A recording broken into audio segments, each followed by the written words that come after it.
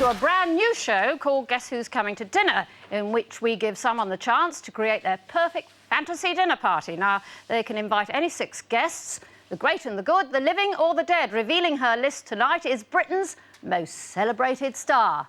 Ladies and gentlemen, please welcome Joan Collins.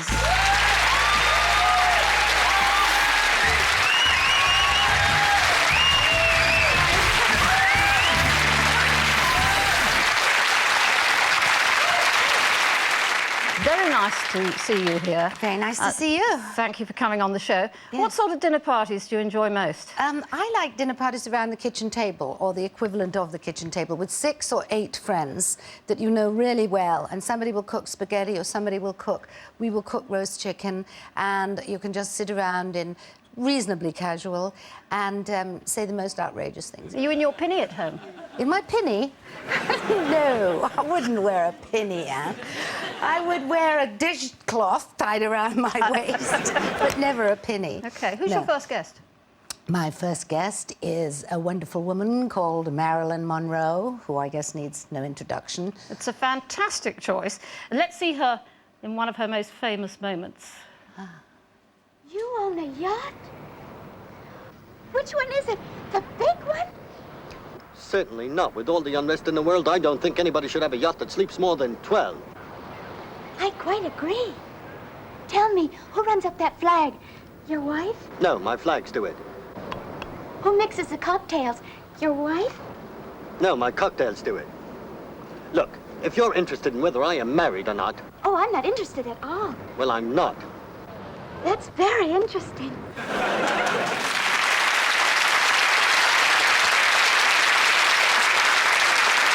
She was so enchanting on screen. Did you actually know her?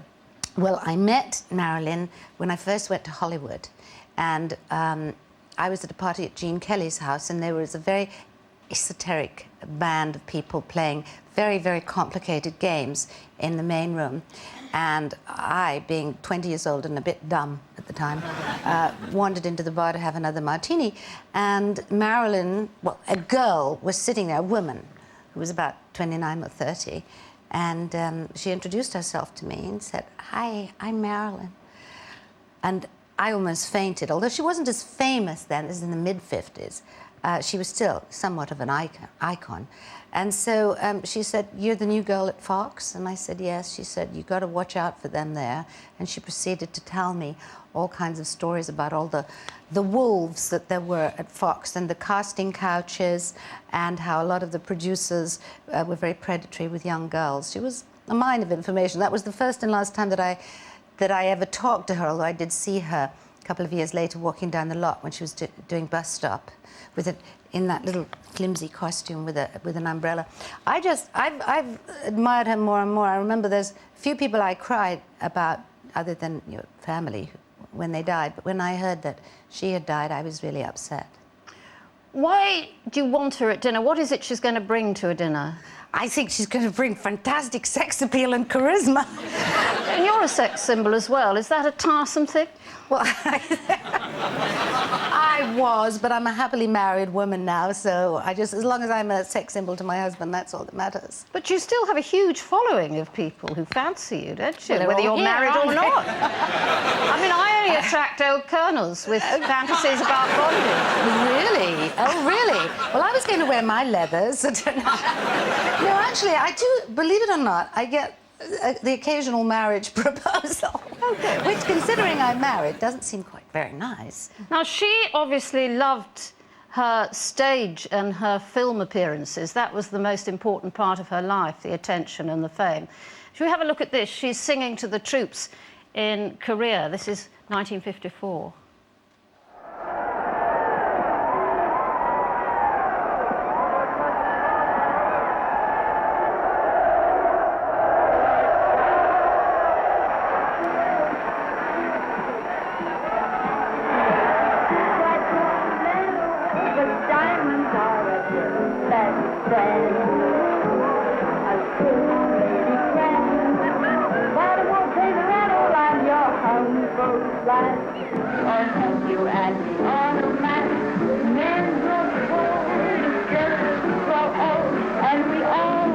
our charms in the end. We're cut or candy, these rocks don't lose their shape. Diamonds are a girl's best friend.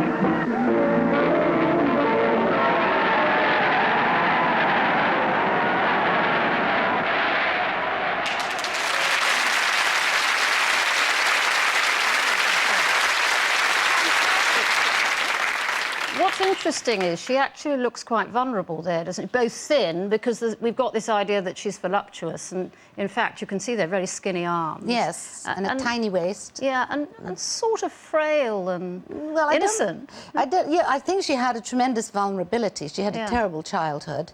You know, her mother was a little bit not on the quite all there side.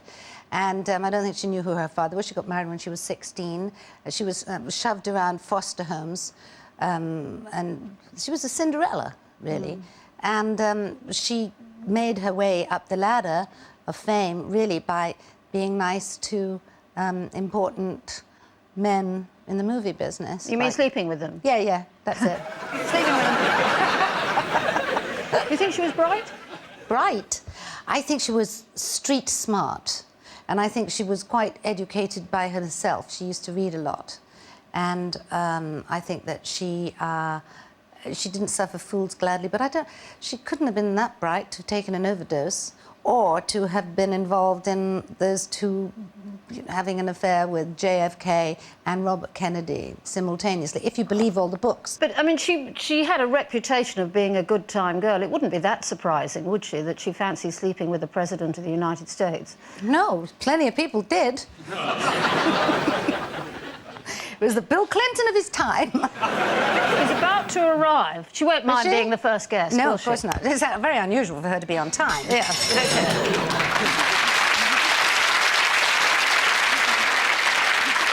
Where is this dinner party going to take place? Well, I thought first about having it in my favourite open-air restaurant, outdoor restaurant in the south of France. Then I thought I'd have to give it away. I don't want people to know it. So I decided to have it in my favourite city, New York, at Le Cirque restaurant. Lovely. Okay. Who's your second guest? My second guest is John F. Kennedy. Intriguing. Yes, isn't it? Absolutely. And, of course, a great symbol of the 20th century. Oh, yes. Let's have a look at this clip where he's visiting Germany. This is 1963.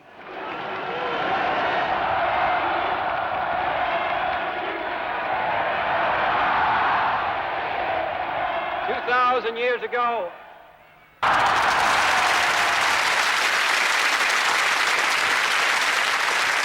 Now, that was 2 years into his presidency, and in fact his German wasn't that hot, Joan, because what he was saying by adding another word was "I am a donut" there. Really? I never knew that. Yeah, indeed everywhere loved him, and he got that sort of rapturous Everyone loved reception. him. I was at a friend's house in Hollywood when the night that he was elected, and it was unbelievably exciting. I mean, I think Paul Newman was there, and Milton Berle, and quite a few stars at this particular house. We all just cheered and jumped up and down, and we love Kennedy. We love Jackie as well. All the women of my generation loved Jackie Kennedy. I mean, she epitomized style. Do you think she knew what she'd let herself in for? I don't know. I think she probably did. I think those kind of families all knew. It's a bit like French women marrying a French man of power. They all know that eventually he's going to take a mistress. I think she probably knew in the back of her mind, but I don't think she really thought about the consequences of it. And besides which, I don't think that... First of all, nobody knew that Kennedy was the womanizer that he was at the time. This only came out several years after his death.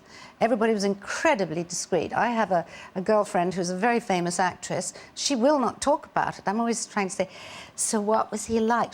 I don't talk about it. I won't talk about it. So a lot of the women that he did go to bed with, that he did sleep with, they didn't sleep with, it was like wham, bam, thank you, man, in and out. I mean, he had 3 a night. I suppose the Kennedy boys were just used to people coming if they whistled, weren't they? Mm-hmm. And Bobby was... you know, as interested in women as his brother was, if not more so. He had 11 children. I met him a few times, and I thought he was fabulous. Did he proposition you? Yes. Oh, really? I don't miss out a detail, Joan. No. Well, he did, but I didn't. I was happily married, and so he wanted me to go to Washington to meet him, and I wouldn't go. I don't do that sort of thing, Anne. I was married. I had 2 little children. But he had various friends who always say, you know, Bobby really wants to see you. You know, he'd really like to have dinner for you. Send a plane. And no, I said. Do you think any president or any politician has come anywhere near in America since then, the charisma and the quality of Kennedy? I mean, Clinton, for example. Yes, I think Clinton. Yes, I met Clinton a few times. I think he had amazing charisma, and I thought he was a really good president. Did he proposition you, Joan? He's still alive. No. Were you shocked by what happened with Clinton? Was shocked? Why would I be shocked? I'm not shockable, man. What I was surprised at was everybody saying, oh, it's so terrible. You know, that Monica Lewinsky and the president had sex in the Oval Office. I said, where's he supposed to go? To a motel? Your president is about to arrive. Now, the good. Interesting thing is he going to put himself next to Marilyn? Of course. Let's see. Yeah, good. That'll be interesting. She's behaving like a mistress. She's probably got her foot already on a certain part of his anatomy. What's His he gonna- knee. Now, this is your fantasy dinner party. You can eat anything you want. Oh. Well, for starters, we're going to have scrambled eggs, which will be served in a boiled egg with the top cut off. And What? And all the egg put back in once it's scrambled? yes, well, no, I haven't finished. OK. And then on top of it, a huge mound of caviar with a little bit of sour cream on top in a beautiful egg cup, probably silver. And that has a name. It's not pompa. I don't know what it is. It's an egg paysan or it's an œuf paysan. And it's absolutely delicious. It's one of my favourite things. And there's only about 1 or 2 restaurants that I know that do it. It's very difficult to get the right consistency with the egg. And then after that, I would have something like really nice roast chicken with applesauce. I'm sure they'll love that. Mm-hmm. Yeah, they Are you will, a bit of a actually. cook? Are you a bit of a cook on the Yes, side? I cooked that last night, actually. Oh, did you? Yes. You did the applesauce? I did. Well, it was in a jar, wasn't it? Just opened the applesauce and there it was. Who's Yes. your next guest? My next guest is Cleopatra. And I don't know if she's a Gemini or not because we don't know what month she was born because it was so long ago. That's the problem about Cleopatra, because we're going back to the 1st century BC. So not only do we not know whether she's a Gemini, we're not terribly sure what she looked like, are we?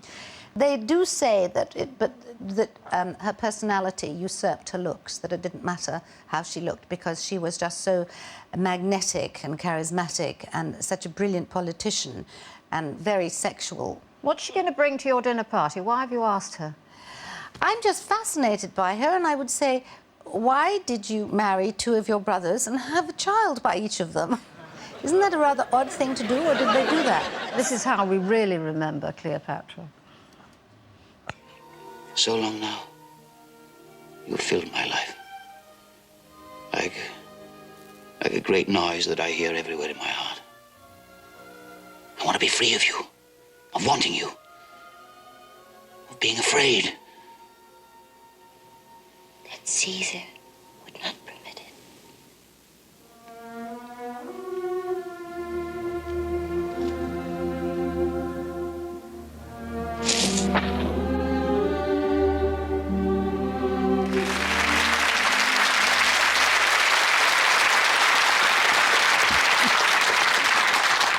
Did you ever want to play Cleopatra? Desperately wanted to play Cleopatra. I did Cleopatra as my entrance examination for RADA when I was 15. The Shaw's Cleopatra, actually, the "You Are a Funny Old Gentleman" speech. And a few years later, some years later, Aaron Spelling asked me to play Cleopatra in something that he did called Fantasy Island. And that was a year before they were looking to cast somebody as Alexis in Dynasty. And Aaron said, there was an actress that played Cleopatra in a thing. I think she'd be perfect for Alexis. So because of me wanting to play Cleopatra, I think that's probably why I got Alexis. Because Alexis was a kind of Cleopatra of her time, wasn't she? A Yes. scheming political woman. Absolutely, using men like pawns. Do you admire any female politician of our times now? Well, I did admire Mrs. Thatcher very much, yes, absolutely. I guess she's still of our time, she's still around, yes. I thought she was wonderful. And I think she also used her sexuality. I mean, I don't think she used it and, you know, used it. You mean she didn't sleep with her cabinet? Yes, that's what I mean, yes. Yes, that's what I mean, Anne.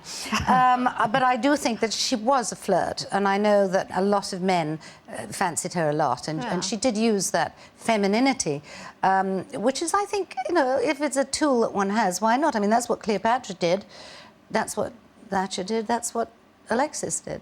Did you ever fancy becoming a politician? No, God, no. I would be completely hopeless. I would be stoned. I'm a bit right-wing, you see. So you don't mean you'll be stoned, well. do you, Joan? Stoned? No, I mean stoned in the street. No, that, yeah. She's about to arrive. Well, I think... Yes. You're absolutely right. Yes. Now he's not going to know which way to turn. If you had to put money on it, Joan, which way do you think he'll end up? I think Marilyn. Really? Yes, yeah. But although he's already had Marilyn, so maybe he would probably go for Cleo. Do you think Cleo will be a pushover? For JFK? Yes.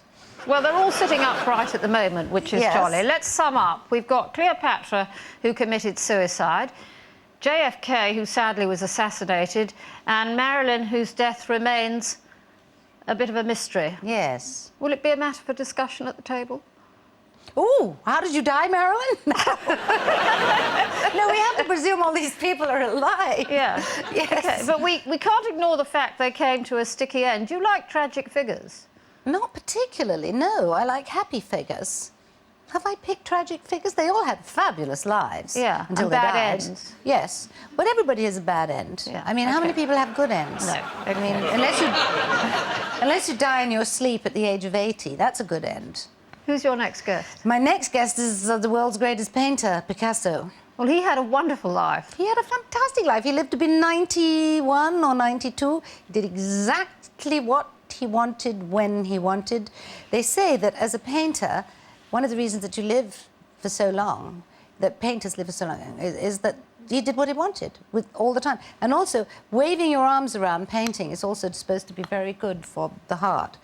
But he was an absolutely fascinating character. I don't think he was very charming, except that he could turn it on when he wanted to. But he was, I think, slightly obsessed by sex. It's going to be quite rowdy, this dinner party. It's going to be very rowdy, yes. I didn't realise it when I chose these people. We've got... It's very rare, but we do have some footage of him at work.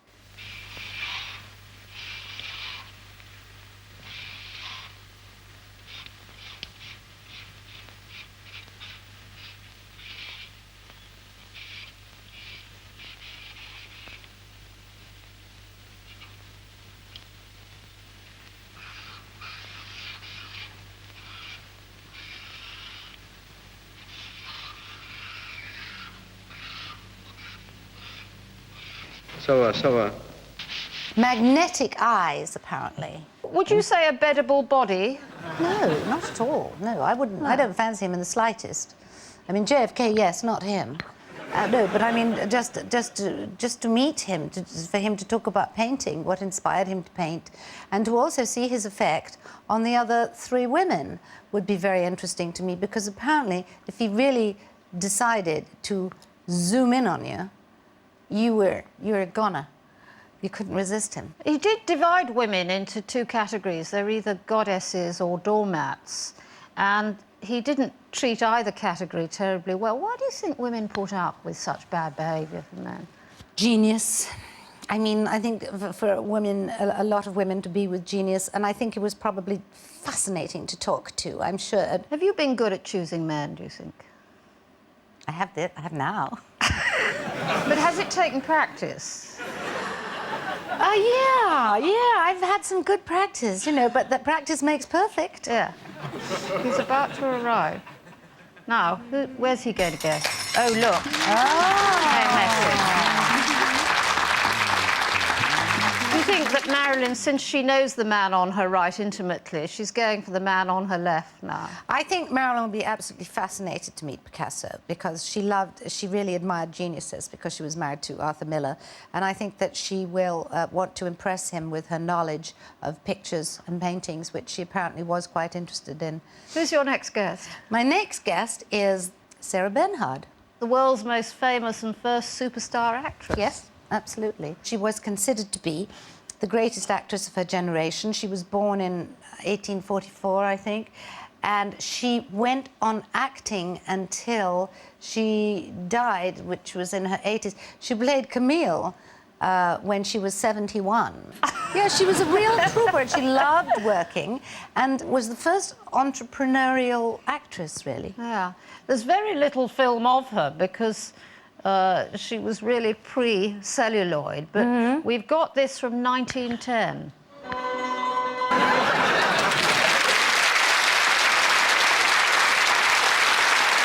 I think we should have had take two on the fall, I think. Quite good at falling. Well, she was amazing. She was in her mid to late 60s there. I mean, she Yeah. looks incredible. I suppose it's one of the reasons I like her is that she just kept on going. We don't actually know how good she was as an actress, though, do we, really? Well, Jean Cocteau said that he saw her in Camille, and he said that he had never seen anyone so sublime. She was great at promoting herself, wasn't she? I mean, she once slept in a coffin to more attract than once. press attention. Yeah. Yes, she slept in the coffin because she used to write some of her plays in the coffin. And so I think she needed a bit of publicity, drum up for the play, so she thought, oh, I'll have the press come and take a picture in the coffin. That'll be good for front page of the Daily Mirror. Sarah's about to arrive. Oh, good.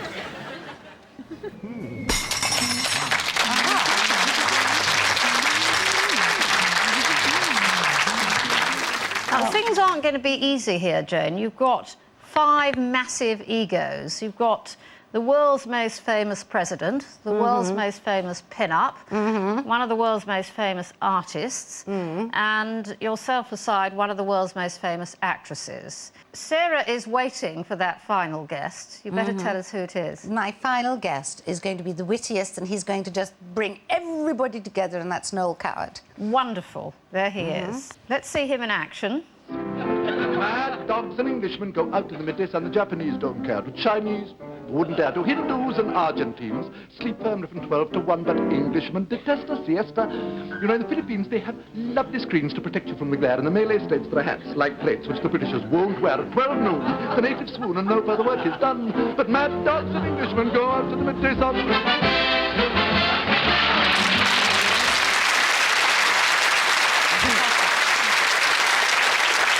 He was a man of many parts. So do you want the playwright, the wit? Oh, for this party, the wit. I mean, he was, for his generation, the most in-demand person socially. He was wanted everywhere, at everybody's dining table. He was incredibly witty, incredibly funny, très amusant, great with the put-downs, but also very sweet, I think, very nice, and incredibly famous in the 1920s. Of course, you played in Private Lives 10 years ago. Yes. Why do you think his plays have remained so popular? Because they're good. The Vortex, which is a wonderful play, he wrote when he was 25. And that was an amazing play in which he sort of used himself because they showed something that was very unusual for that time. They showed a man with bisexual tendencies on the stage. And in 1925 or 6, this was pretty racy stuff. But Noel, who was gay, did this and was almost like the first person of his generation to come out, although he never actually said it, but everybody knew. So that was pretty brave. What do you want him to talk about at your dinner? I want him to entrance us all with his rapier wit. I think that he can take any subject and just make it sound fascinating. He wouldn't flirt per se. He might flirt with JFK, actually, but he wouldn't get anywhere. Yeah, he was a great raconteur. A fantastic raconteur. Well, I used to write plays when I was about 10 or 11 or 12.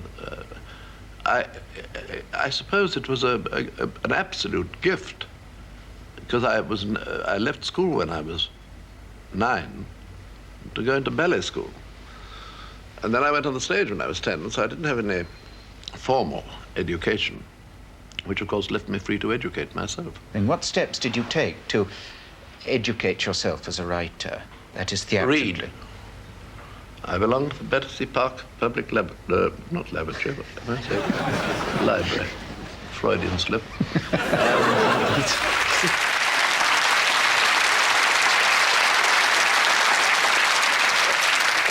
The Freudian slip, even that was quite daring at the time. Oh, wasn't it? absolutely. But his delivery and Yeah. that voice, you see, I'm sure that he wasn't born with that voice. That's a tremendously affected voice. People, I mean, I think he came from rather a sort of middle-class family, and I'm sure he put that voice on, as everybody did, but it became more and more. It was almost his trademark. And the cigarettes are what killed him. Did you ever meet him? I met him once. I was about 17, and I was at the Café de Paris in London, and Marlene Dietrich was performing, and I went to see it with my parents, and he was there, and I met him very briefly. I was totally in awe of him. He was an extraordinary character, and I don't know why he left. Oh, he left England because of the tax situation. He was probably the first showbiz tax exile. Yes, I think he was. He went to Jamaica. Yeah. Yeah. He didn't like Hollywood, did he? Because he said he'd rather have a cup of cocoa. Yes, frankly, my dear. I'd rather have, yes, he did. He's back to arrive.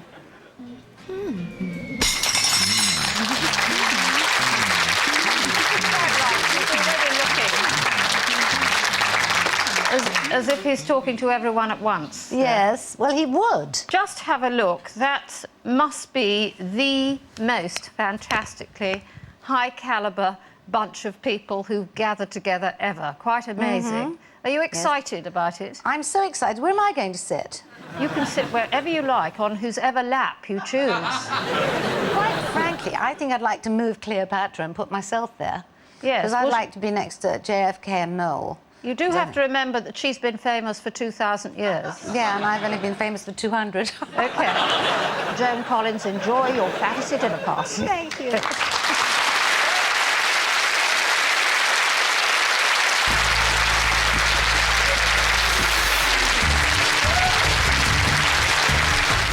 Brutally honest, tongue firmly in cheek and devastatingly glamorous. We're talking pictures with Joan Collins next.